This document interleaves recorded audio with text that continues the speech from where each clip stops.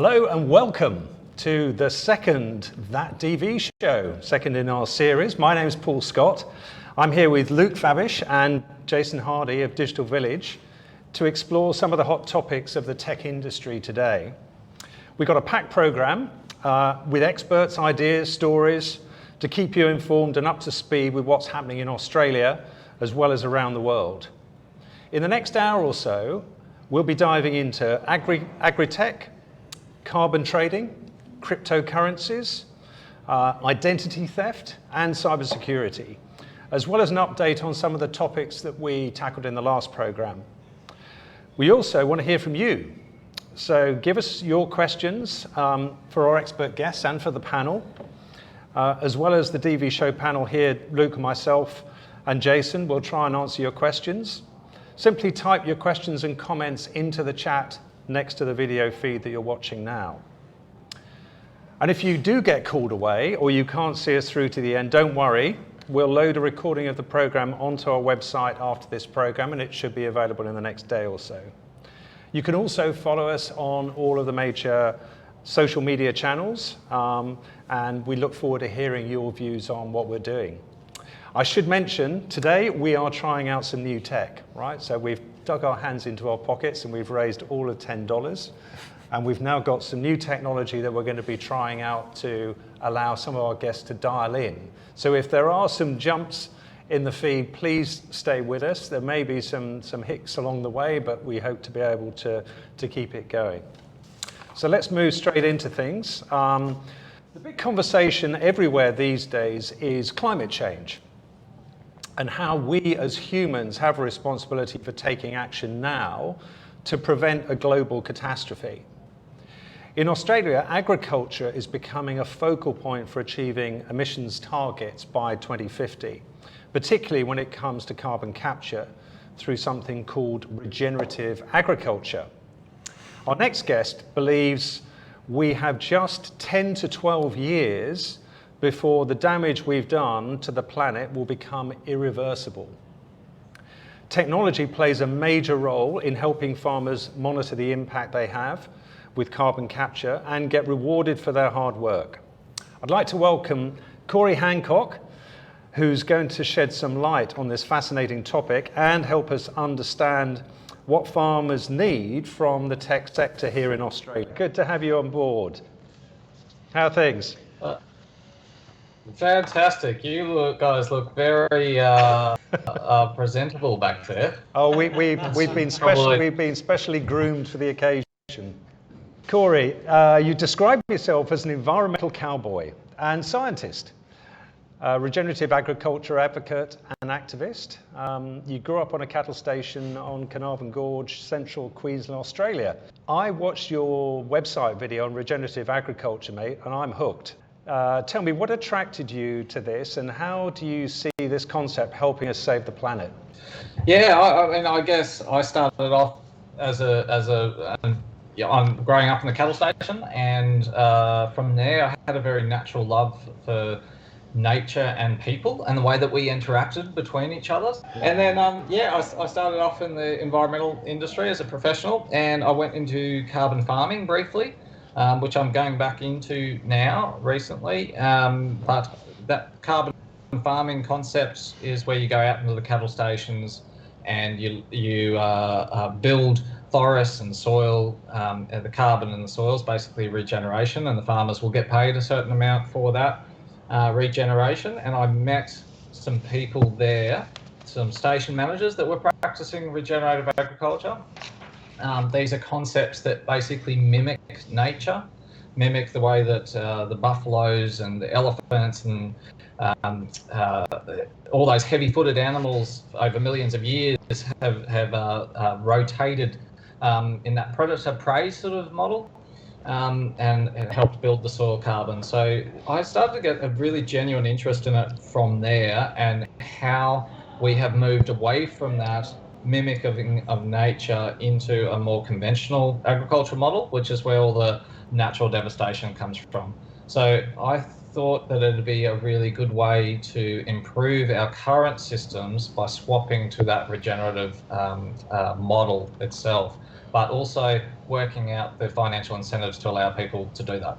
That's a very long-winded way to address it, but it's the basic concept, my basic interest in it, I guess.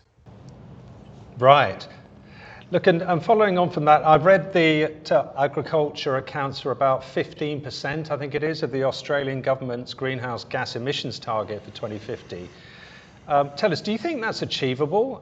Besides the changes in mindsets and practices that you've talked about, what sort of role do you think technology can play in helping farmers achieve that?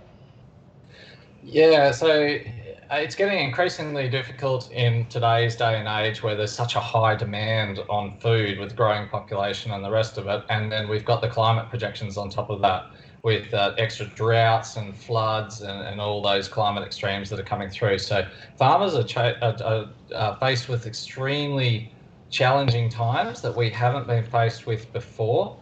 And the crops and the beef production is all on the decline, and it's going to increase and decline in our current conventional model just due to these climate extremes and the demand that's been placed on the land. It's not being able to produce as much. So we need to move away from this conventional model into those more regenerative models to allow the country to recover. And that recovery period is crucial. So this is where carbon farming comes in. This is where it can become interesting, is because the farmers can get paid to regenerate their land, to reduce the amount of stock that they have, so that that allows them the time and the financial incentive to be able to recover that land in that drought, in periods of hardship. So when I was going through doing carbon farming, you know, it was in that period of 6 to 7 years of drought, and the farmers were completely destocked their land. So they weren't getting any income off their land at all. Whereas, you know, the carbon projects were coming along and they'd get a certain amount of money off that carbon project per year. So they were getting paid regardless of whether they had stock on the land or not. So it was allowing that land to recover rather than keeping on flogging it with more sheep, more cattle, the rest of it. And you know, it was saving. It was literally increasing or reducing the risk of mental health in there. You know, a lot of farmers out there at that time were talking about suicide, and they were saying that the carbon projects actually saved them. It saved their families in that financial time of hardship. So I think I saw the benefits that it has.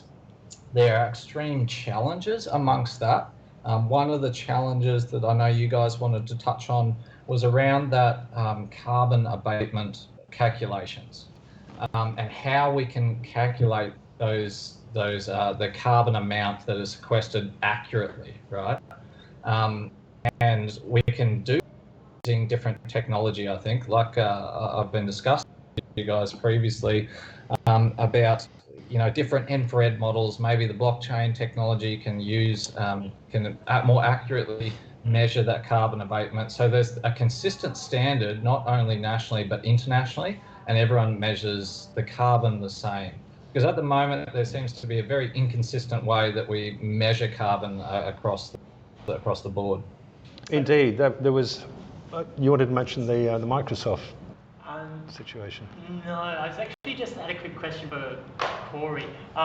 That's great, obviously, that the carbon farming's had such a big impact on farmers and on properties. But just when we're talking about measuring carbon, we're talking about measuring the actual carbon that's in the soil now. So is that right? Not only in the soil, but in the vegetation methods. And then the highest growth rate in vegetation is from when it's a little tree to a big tree, basically. And that carbon growth rate is what you can calculate using different models, and the farmers will get paid for that carbon sequestration. Sure. And the farmers getting paid for that sequestration, is that coming just from government, or are we seeing that from private sector as well? Yeah, so I guess I'll give a broad overview of how that has come about. So in 2015, the Paris Climate Agreement came into play, where 22 countries signed on to reduce our global emissions and keep global warming within 2 degrees Celsius. Australia was one of those countries that signed on to it.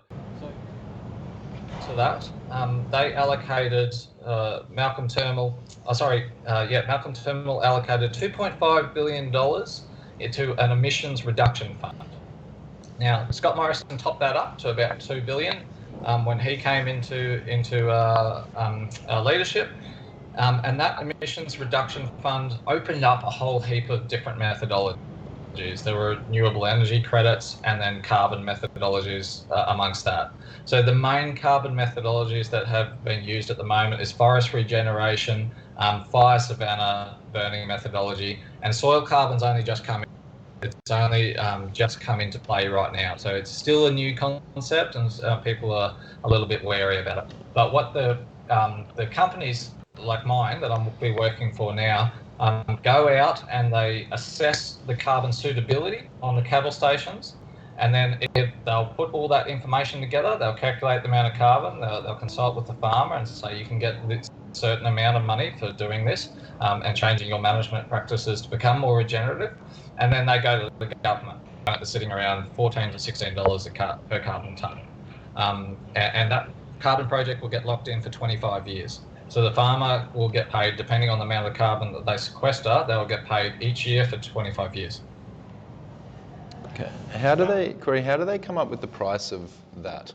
We can make it become competitive because it's completely reliant on this emissions reduction fund, right? Which is topped up by the government. So because there's no proper price on carbon at the moment.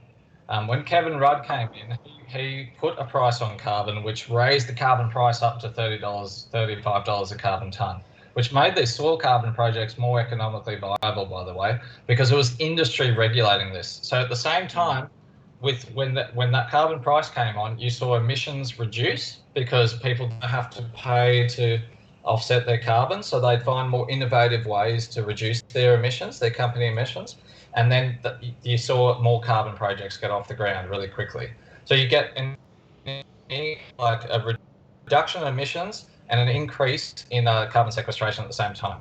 And so the way to do that is to put a price on carbon and value carbon the same way that we do gold or oil. We have to think of it as a commodity so that we can trade it like a commodity, because the amount of carbon dioxide that's in the atmosphere right now causing climate change is thought to be a problem.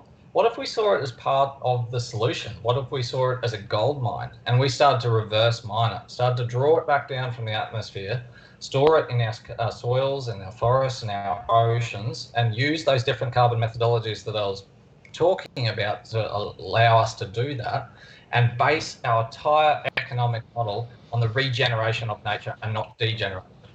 I'd say you'd be able to start to reverse climate change pretty damn quickly when you reverse that economic model and you start treating carbon as a gold commodity. You know what I mean? Yeah. Mm-hmm. So it becomes primarily about carbon capture, and it is, yeah. And so I know a lot of energy plants around the world are doing that, where they're capturing, nearly 90% of the carbon that they're putting in the atmosphere, which can then either be stored in the ground and then reused as other energy sources in the future. So that's like a pretty significant chunk of the carbon that's being produced. What about, I'm interested to know a little bit more about the agriculture side of things and how you mentioned what the kind of concerns were with storing carbon in the ground, or with carbon trading in agriculture or in farming. Yes. So there's a few challenges. I think the first one is the climate projections.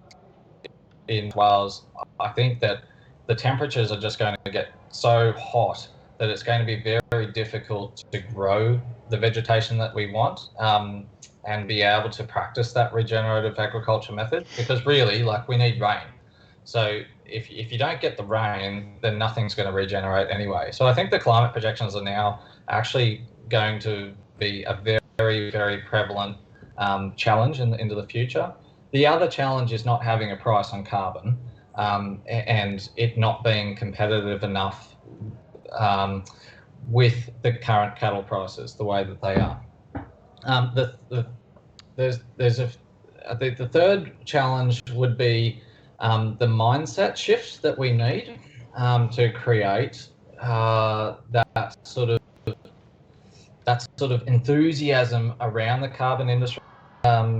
People, especially in Australia, sort of have, and this is sort of developed right back in the early days. We have a very poor environmental mindset, and it's developed right back in the early days from when Europeans first settled into this country, and there were huge massacres. There was complete domination of the indigenous.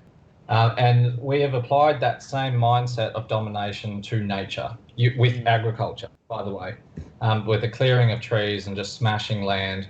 I'm proposing that we start to align ourselves more with that regenerative mindset, and we have to think differently about the way that we do things. We have to mimic nature. We have to be more in line with nature. And if we are, and that's more of a spiritual mindset as well. It's not just a sort of a hippie thing. It's more of a looking deep into nature. I mean, Albert Einstein said it himself. The deeper you look into nature, the more that you understand life itself. And it's really true. And that's what regenerative agriculture is all about. And you talk to the farmers that are actually practicing regenerative agriculture on the ground, and they say that the first thing that they say that it's not the paddock that you have to change first. It's the paddock between your ears that you have to change. You have to go deep into yourself, and reduce your own egos and biases and pride, and look deep into yourself and look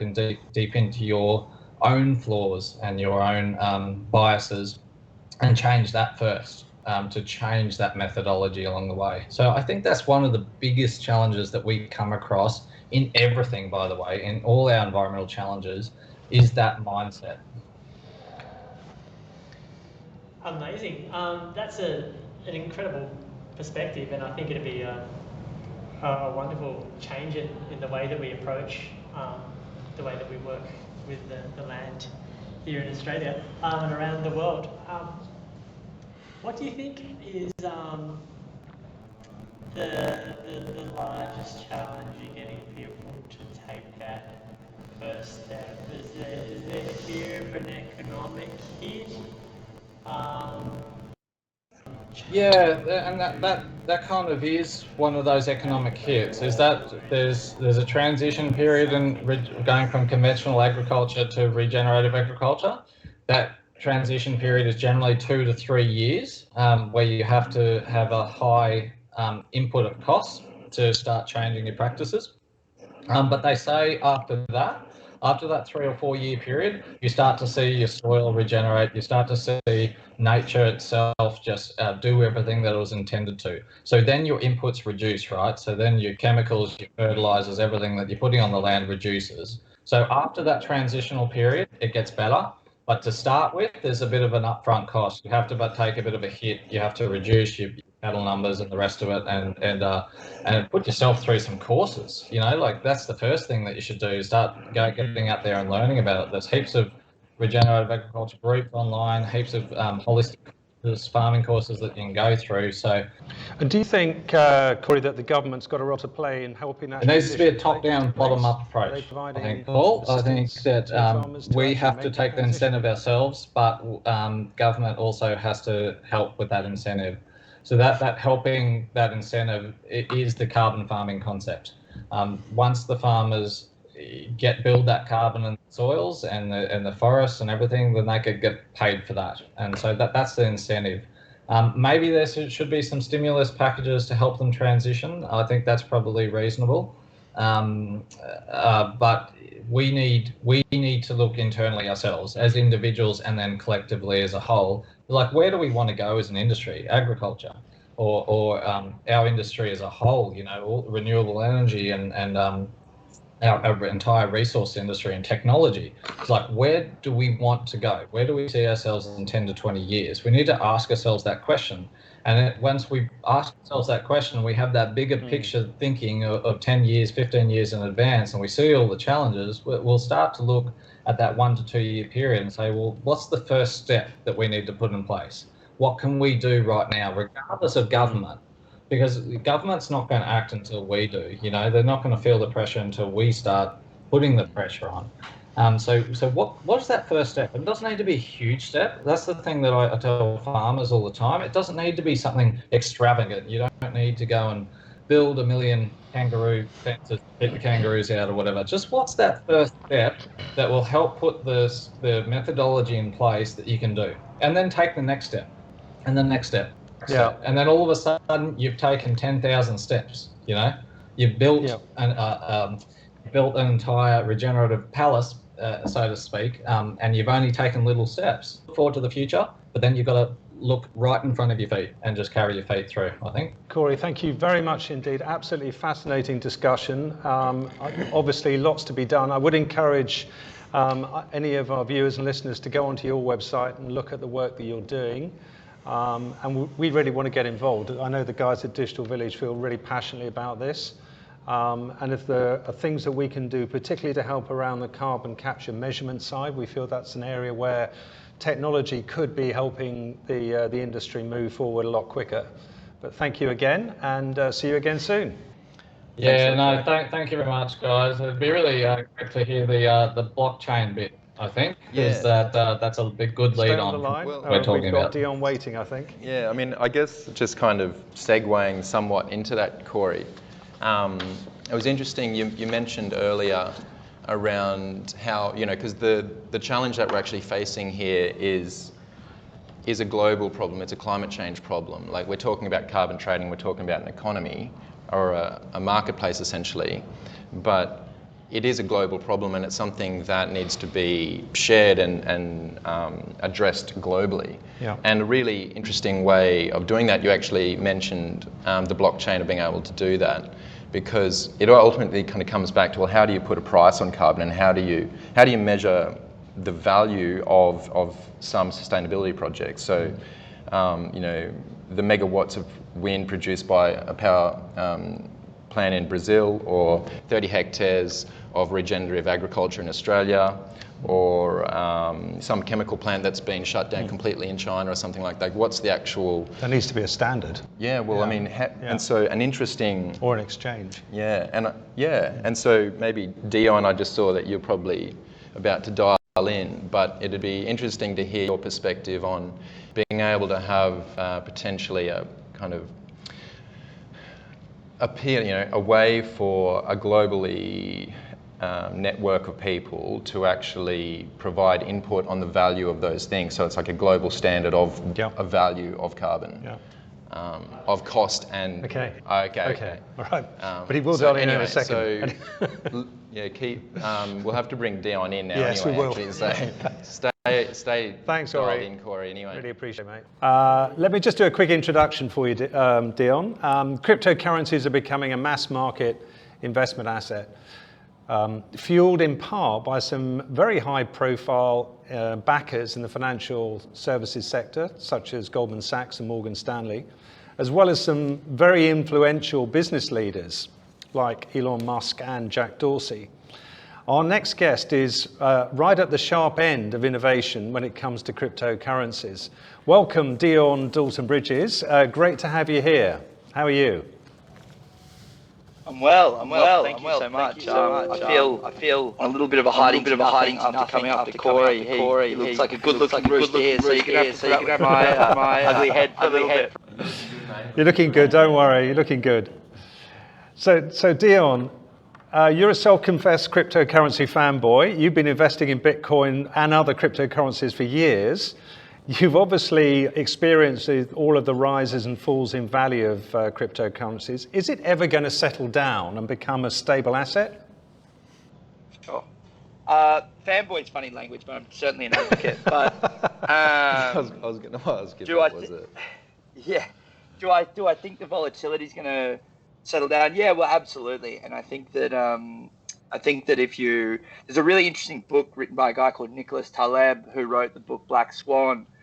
He wrote a book after that called Anti-Fragile, where he talks about stresses actually becoming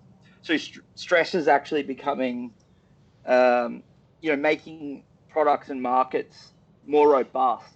So as opposed to less robust. So in the instance of Bitcoin, stresses might be considered volatility or regulation or attempts to hack it or just collective consciousness at whole. And these stresses actually make Bitcoin stronger. So, to speak in a more literal sense, essentially what's happening as Bitcoin matures is that people who own cryptocurrencies, in particular Bitcoin, are swapping from unsophisticated hands to more sophisticated hands.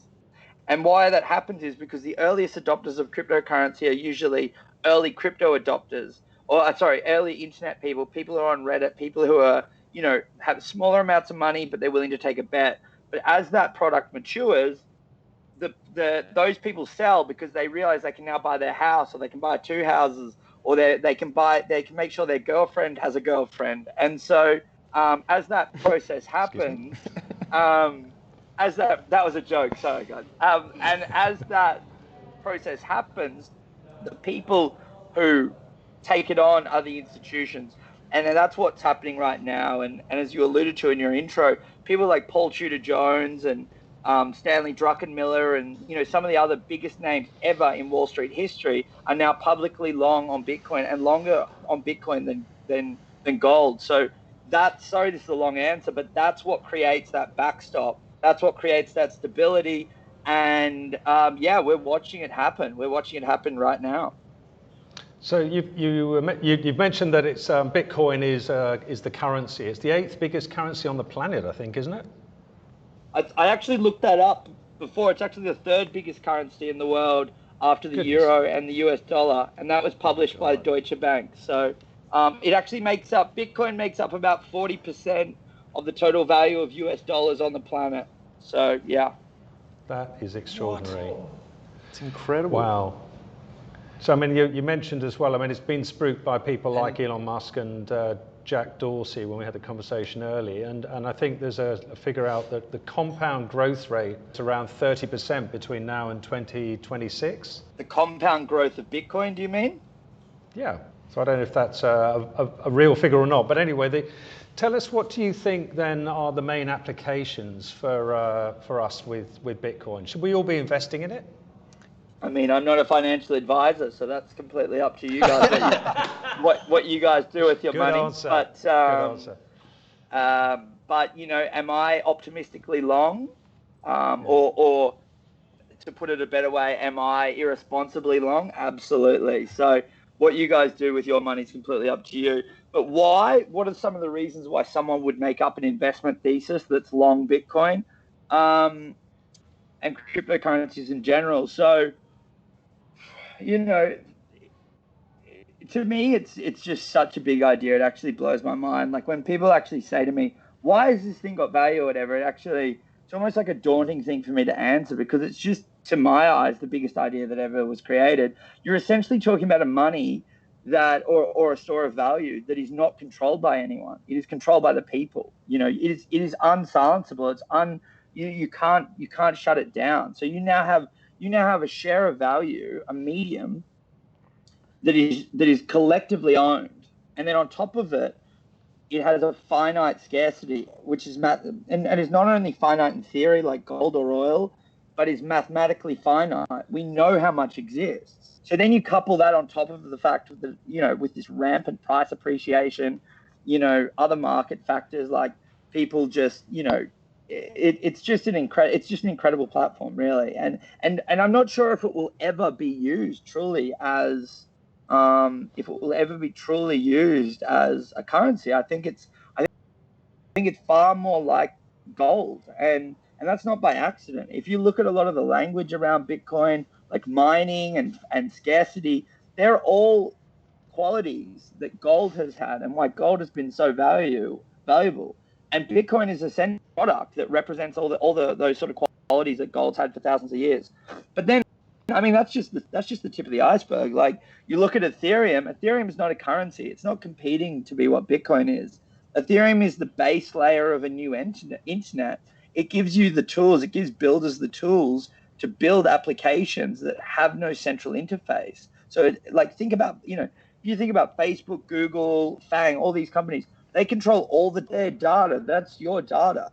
In a decentralized model, you control your own data. You have the ability to sell that back to the network if you want to. That data is valuable. and it's yours. So can you explain that you've opened up a really big subject there, and I know actually our next guest Mike's going to talk about this as well. So can you explain the connection there between my data and Ethereum? Yeah, totally. So with this centralized application, like anything, like like Skype that we're using right now, or Google, or anything like that, when you sign the terms and conditions, you give them your data. They now have it. They can do whatever they want, right? And that becomes the most powerful fuel. It's not that, even if you are paying $2 a month or whatever, it's insignificant compared to the data, because that is the real market. That's what they really want. That's why Facebook is free. That's why Twitter is free. They're not good blokes. They're doing it because they want your data. And once they have your data, they can predict human behavior like 99.9% based on a 2010 study, which then leads to advertising, all these other things, yada, yada. We all understand. I'm not going to go into that. When you go onto an application on Ethereum, there is no centralized server.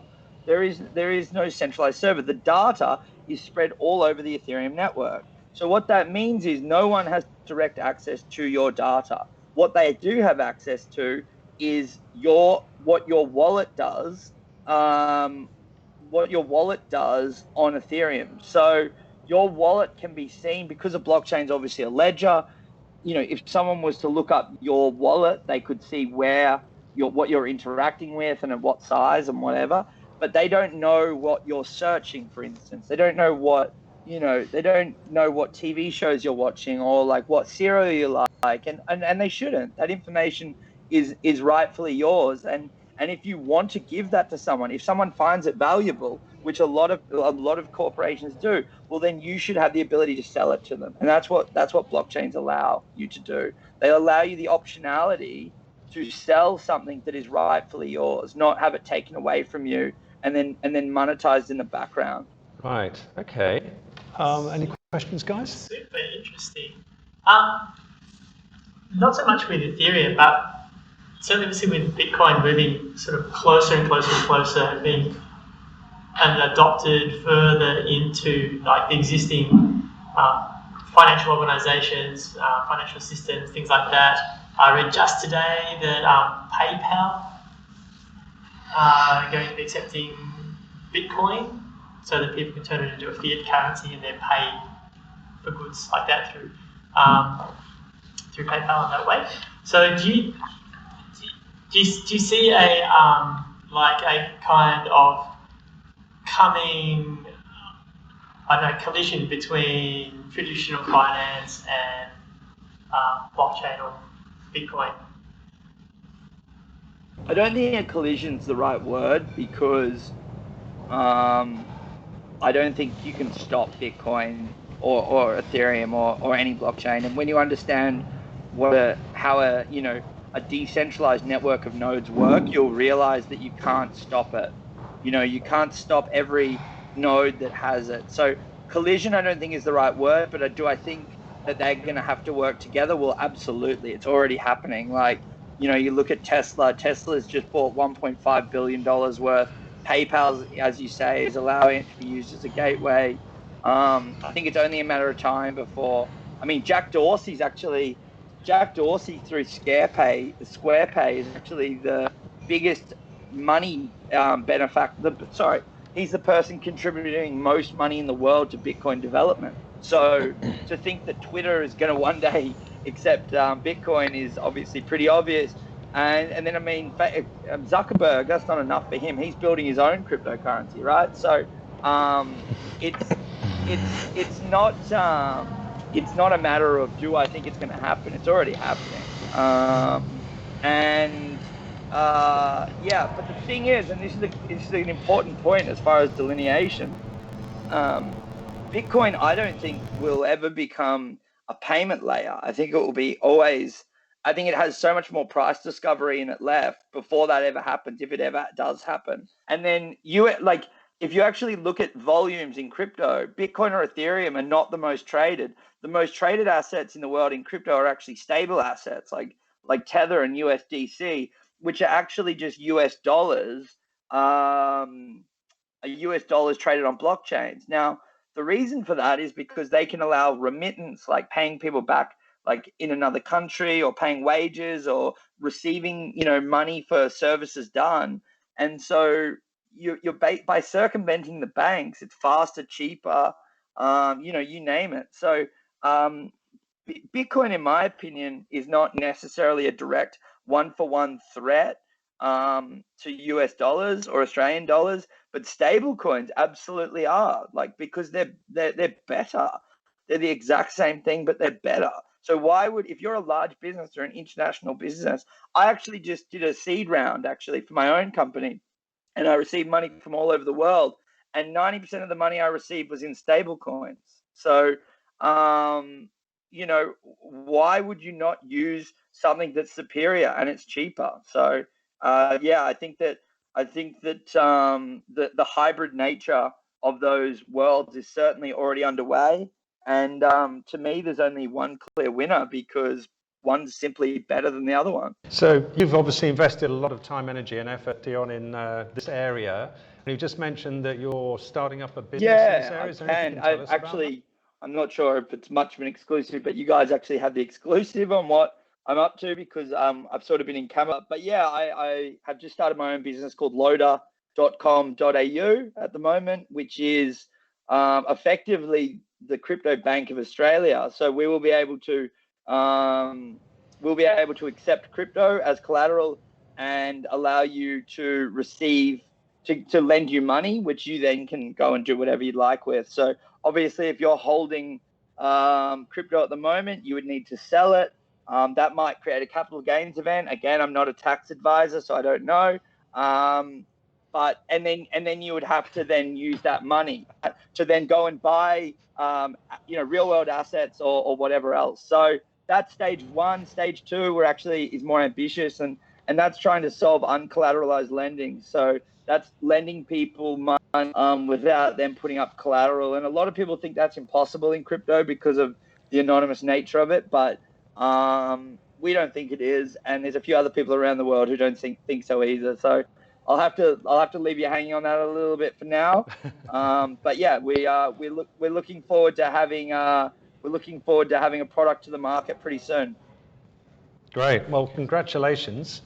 Yeah, that's really exciting. Can't wait to see that and learn more about that. I did have a quick question, Dion, that's probably a little bit more high level. I'm a big believer in blockchain technology purely for its distributed nature.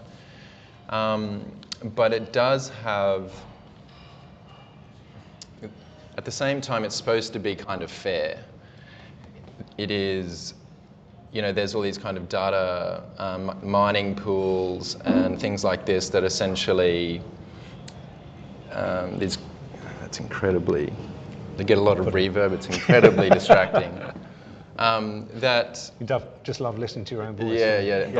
Just after I've said it, So there's these different organizations that'll come together and pool their resources to be able to mine transactions to get priority over Joe Blow down the road. So giving them priority, meaning that they end up with most of the reward as the coins are minted. So and then same even with proof of stake model as well, where it's really any organization with a more reputable, they've essentially got more cash in the bank to be able to have their vote or their say. Does that provide a level playing field in your mind, or? Well, I mean, blockchains are pretty amazing. They can do a lot of things, but they haven't been able to solve capitalism just yet. So that's still the world. That's still the world we live in. That's still the market we live in, and unfortunately, those who have the most generally have the ability to make the most as well, and even more so in a market like crypto, because it's decentralized and we can't. The network has to work out who we can trust. The way that game theory works is that those who have the most to lose are the most trustworthy, because they are the ones who have the most to lose, right? Because they have the least to they have the most to lose from the network failing. Thank you. Thank you. I mean, I guess it was an interesting point around, I know we've got to keep moving, but around the innovation, I think that kind of distributed nature of it does, and like it's this kind of awkward part where the capitalism does actually have an opportunity from the more democratic approach to distributed data, which is, I think that's a good segue to chat with Mike and get into that. It's a subject we're going to come back to again and again, I think, on the DV show. It's absolutely fascinating. Dion, thank you very much indeed for your contribution, and good luck with the new business. We'll all be going online after this show to look up loda.com.au and following your progress. Excellent. Thanks so much for taking the time with me today, guys. It's a great show. Ciao. Not at all. Take care. Thanks, mate. Right, so moving right along, we're going to have to do a little bit of a shuffle with the chairs here. Do you want to? Can we get rid of these things? We can now get rid of our earpieces, which is a relief to everybody. Not least Mike, who's been sitting there listening to us talking and not knowing what the hell we're talking about for the last 40 minutes. So 1 in 4 of us has experienced identity theft, resulting in financial or pure data loss, or not to mention the emotional stress. Our passwords are the single biggest vulnerability in our online data world and our identity. There's a Sydney-based company seeking to solve this problem with some really groundbreaking tech. So I'd like to welcome Truth CEO and founder, Mike Simpson. Thanks, Paul. Great to have you here, Lovely Mike. to be here. Mike, welcome. And first of all, let's understand the scale of the problem. You say that 1 in 4 of us have had our identity stolen online. Is this just the vulnerability of passwords, or are there just bad actors out there who are always going to steal our identities? Well, Paul, there are definitely bad actors out there that are always going to steal our identities. There's no doubt about that. But passwords are one of the key sources of weakness in society at the moment when it comes to cybercrime. Right. Yep. So you mentioned there that it applies to consumers as well as the commercial sector. I know we're going to talk about some specific examples in a minute. So how do you see this playing out for the commercial sector? Because I think you mentioned that 60% of small, medium-sized businesses that get hacked within a year or so are either out of business or in dire straits. Yeah, they're out of business. Wow. If they've been hacked, it's very tough to recover. Not surprising, because you think about the costs that it imposes on a business, the cost of compliance, the cost of reputation damage. I was just looking up earlier today some more stats about that. And about 47% of businesses have been either hacked or hit with some form of cyber attack over the last 12 months. Now, of course, it depends on what survey you look at. The numbers do vary quite a bit, but it's quite profound, and it's growing every year. And so for those that are hacked, obviously there's a massive cost to bear. For those that aren't hacked, there's also a cost to bear because the cost of compliance is growing every year in order to mitigate the risk of those attacks. Yes. But when you think about the small and medium businesses, they're less prepared. So there's another stat which I read this morning which said that 15% of SMBs are ready and cyber resilient. Right, only 15%. Only 15%. It doesn't surprise me, actually. The other 85 are in trouble. So there have been some very high-profile hacks recently in the press. We heard about 9 who suddenly were hacked after they'd done a program on China or Russia. Sorry, I wonder if there was any connection there. And Toll, of course, last year was another high-profile one. What can you tell us about that? You wake up every morning and there's literally another press report about a high-profile company that has been hacked, or the big trend at the moment is ransomware. And that's a real challenge for them because it locks up all of their systems. They're simply unable to operate as a normal business while they have the ransomware hanging over them. Now, that was certainly the case for Toll. And what kind of information, are they looking for information, or are they looking to just stall business, as a competitive advantage, or are they looking for the data, or what's a lot of the motivation behind these attacks? Well, it varies. In the case of ransomware, it's pure monetary reward. So they're holding the business to ransom, and generally they want to get paid in Bitcoin. And as soon as they get paid, of course, then the ransomware goes away. But the business has no guarantee at that point that they won't come back again. So it's a real catch-22 for them. And so as a result, we only hear about the tip of the iceberg. The vast majority of businesses that are hit with ransomware will never announce it to the market unless they have to. Which is what happened with Ubiquity. We looked at their case study. So they got hacked in December. And they only began to start telling their customers about it in January? Yeah, early January, I think, and really downplayed the scale of the attack and the level to which it had affected their customers, because obviously that is a huge reputational risk because they're in the IoT business, they sell devices that are in people's homes, and suddenly I think all of their customers would be feeling vulnerable. It wasn't just in homes as well, they sold into corporate organizations as well. And that was from somebody getting a password. LastPass. So I don't think anybody's saying that LastPass has somehow become technically vulnerable. It might have been guessed or maybe socially engineered out of somebody. But however, one password has led to basically a very large global organization's customers being put at risk. Which is It's incredible amazing. when you think about it. It can't just come down to that one master password. Yes. There was that other, what was it? It was a few weeks ago that of the password that an intern, what was that? That guy that they put in like kind of Password 123. Well, it's surprising. I'm no different from the average person out there in terms of the way I use passwords. Right. About 50% of us use the same passwords across all of our accounts, which of course is a big no-no. And we don't change them when we, as frequently as we should. Basically they're just a honeypot, and there's no way. While we have a system and a society that's founded on passwords, it's always going to be the weak link in the chain. So we have to move beyond it. Fortunately, there are moves at hand where we are moving beyond it. There's a global organisation called FIDO2 that are replacing passwords with user biometrics. And so all the big heavyweights, Google, Apple, Microsoft, they've all signed up to it. And so that's great news.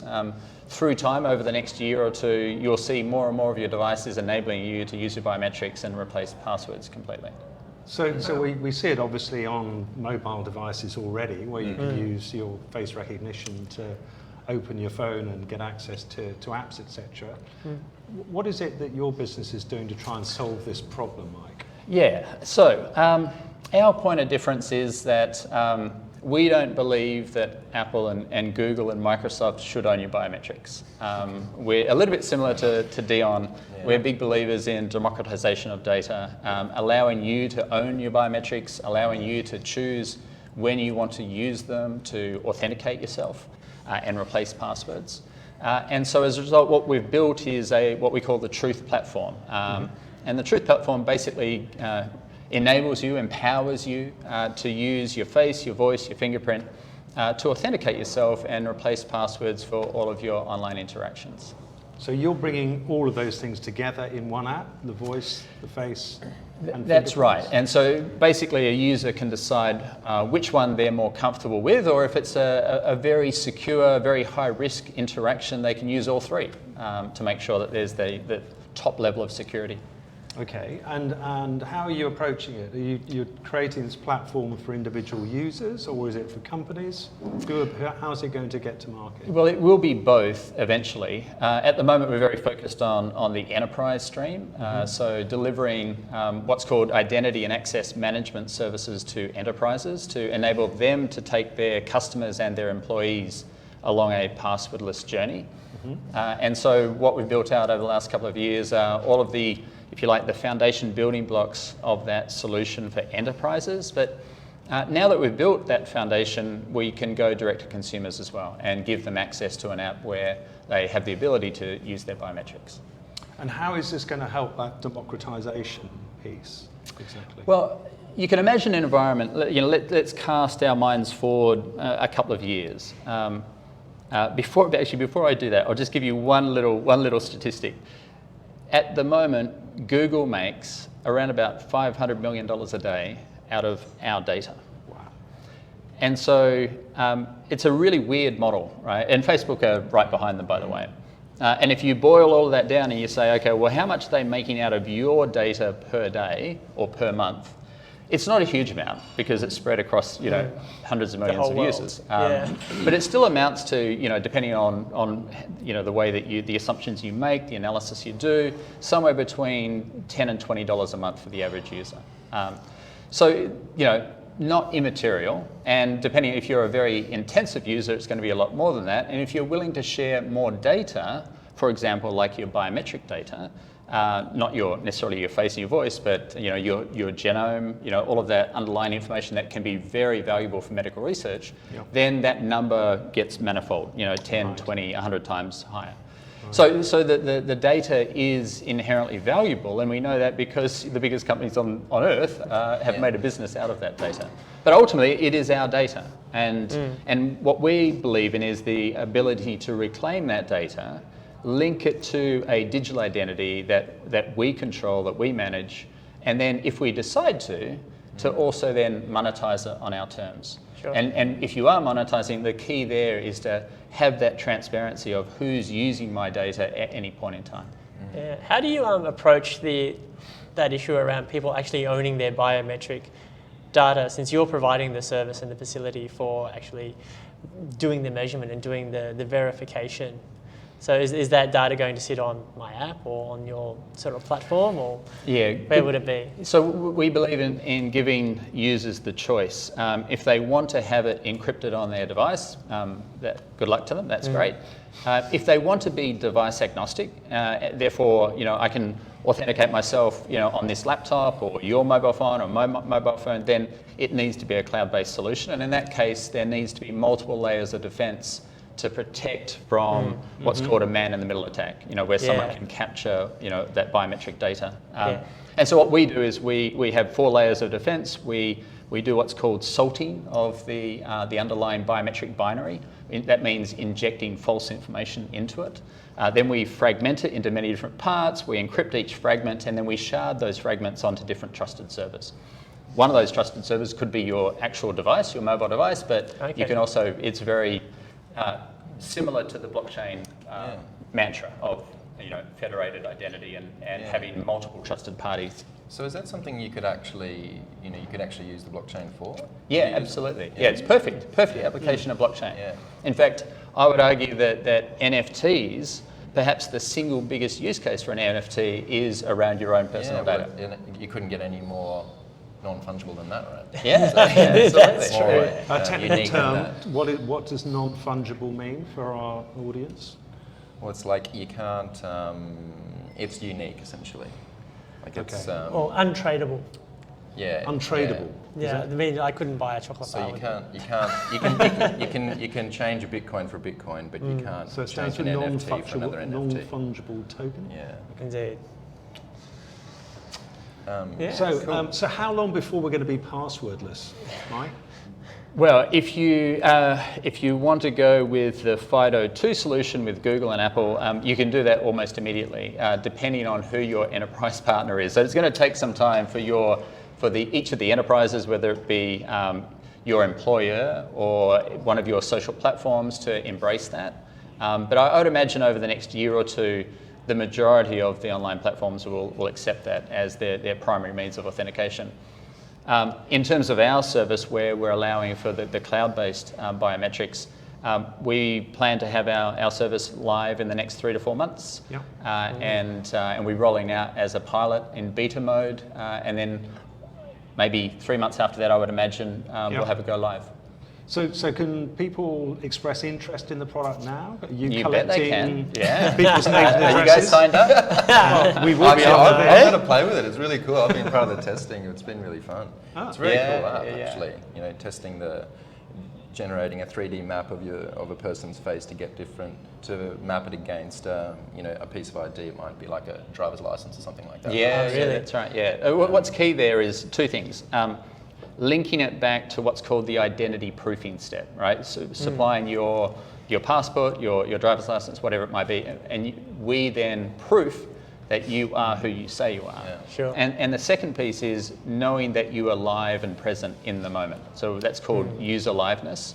So every time you're authenticating yourself with your face or your voice, behind the scenes we're doing a test that you are live and present, and it's not someone pretending to be. Holding up a picture of someone. Yeah, exactly. See, do you think you can ever get away from people backing up their identity with that document? Well, I think what we can get away from is the need to do that on a regular basis. Sure. The idea of a digital identity is you can do that, every time you renew your license, for example, or renew your passport, you authenticate that online, and then that is your identity proofing for the next period of time until you have to do it again in 2, 3, 5 years, whatever the rules state. Sure. Yeah, because there are. Sorry, guys. I was going to say there are different approaches to digital identity, like government-sponsored ones. I think there's a UN standard as well, but mostly those are document-based approaches, aren't they? And they're not a biometric system. That's right, and I mean it's understandable that the government is a little bit slow to adopt biometrics because they're naturally concerned about some of the security risks associated with it, and so we're very much at the cutting edge in terms of implementing those protections in terms of user liveness, in terms of the identity proofing pieces. But when you have those additional features, it actually becomes a much safer and less fraud-prone method than what we have at the moment in terms of verifying our identity. Yeah. Cool. Okay. One last comment I will say. Please. You asked the question. Can people sign up? Yes, I did. Yeah, so go to info@truth.id. Truth is with 2 U's. Yes. The reason for the 2 U's is that we are going to have an NFT, and it's going to be called a universal unit, a UU, and therefore Truth has 2 U's. Nice. Okay, so you heard it here first. Again, another world first. That's 2 in one program. Doesn't get any better than that, does it? No. Mike, thank you very much indeed Pleasure. for coming along. Thank Really you. appreciate it, and good luck with Truth. We're going to be following what you're doing, and we're also going to be signing up to be early adopters. Yeah, I got to check that out. Excellent. Thanks, great. guys. Thanks, Mike. Thank you very much, Mike. Good. So look, we're drawing to a close. Just wanted to follow up on a couple of things from last week, or the last show. You may remember we did this survey looking at migration of people out of the city centres or out of the main conurbations as a result of the COVID lockdown. And we put a little survey up on LinkedIn and got a huge response to it. It got nearly 2,000 responses. But the interesting thing is that the proportion of people who are likely to move out as a result of, and want to move out as a result of the last 12 months hasn't changed. So it's around about 62% of our sample say that they expect to be moving out of the cities and to work remotely, and for that to be their norm. And then, Luke, we saw some research from Microsoft just today, which was kind of backing that up, actually saying it was higher. Yeah, that's right. Yeah, so Microsoft found they had a bigger number for that, didn't they? They did, about 3,000. Something like that, yeah. But a higher percentage as well. Oh, 72%? Yeah. So even more people, which is quite interesting. So there's like a big signal coming from the people who are doing the work. Like, yes, we would like to continue like having the option to work from home, not necessarily all the time. Because I think the number for people who want to be full-time remote is a bit smaller than that. But yeah, like that 60 to 70% of people would like to have the option of doing it like reasonably regularly. But also there was another report from KPMG published not so long ago, a week or 2 ago I think, saying that CEOs are scaling back plans to cut down on office space. Because there was this big move to remote work and everybody was thinking, well, gee, we've got these offices, it's got to keep the power on and do the maintenance and the upkeep of all this space, and nobody's using it. So last year, about 70% of CEOs, large organisations, was thinking, boy, we better get rid of some office space. And now it's only something like 17%. Wow. So it's really dropped back. It's really wound back, Yeah. And so again, I think there's a big expectation that regardless of that 60 to 70% of people wanting to work from home more often, Sure. And they'll be asked to come into the office. One of the factors that's driving this is something that was picked up in that Microsoft report again, which was one of the biggest fears that organisations had as a result of people working to work remotely was that it would slow down innovation. And it has. So according to this Microsoft study, one of the 7 things they said were being negatively impacted by people working from home was the pace of innovation had dramatically slowed in the last 6 months. And the number of new projects that were starting up, the number of new ideas that companies were working on was reducing, which might kind of point to that fact that you've just mentioned, Luke, that they're thinking, well, perhaps we do need to keep some office space so that people can come together and we've got an opportunity to keep the collaboration and innovation going at the same pace that it was going during the height of the COVID crisis. Absolutely. Yeah. I think it's something that's, it's obvious that everyone kind of wants. No one wants to come into the office every single day, or a majority of people don't want to, judging by the stats. Yeah. But they still need like that connection with their co-workers, and it's obviously you're never going to get that creative environment, sitting in your dungeon at home. By getting people together on a whiteboard or whatever, you can't miss that. Sticky really, notes can you? around. Yeah. Good. So I reckon it's a pretty exciting future. Absolutely. I'm happy with that way of working anyway. Well, you've always done it that way, that's the thing, so it's not new to you. Anyway, we must wrap up. Thank you very much indeed, Mike. Thanks, Luke. Thanks, Jason. Thank you for listening. All of the topics that we've covered on the show today will, of course, be followed up online by Digital Village. And if you guys have got any queries or questions, please get in contact with us and let us know. We also want to hear from you on topics that you would like us to cover in the next show. So don't be shy. We'd like to hear from you. You can go onto our website and connect to us that way. The next show is going to be in 3 weeks' time on the 28th of April.